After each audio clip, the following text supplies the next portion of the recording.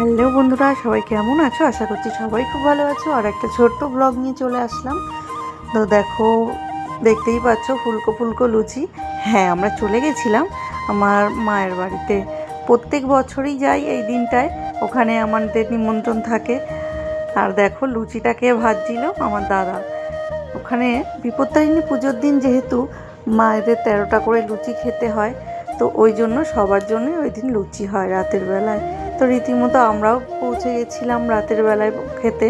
তো সাথে মেনুগুলো দেখো, এখানে ছিল বাঁধাকপি, সাথে ছিল ঘুগনি, বেগুন ভাজা, স্যালাড, আর সাথে ছিল লুচি।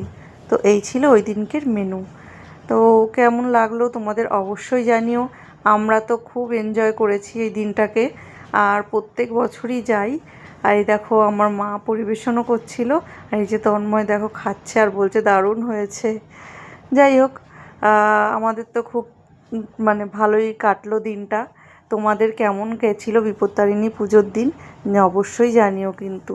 তো চলো, টাটা, গুড নাইট। আমার ভিডিওটা যদি ভালো লেগে থাকে একটা লাইক করে দিও। টাটা।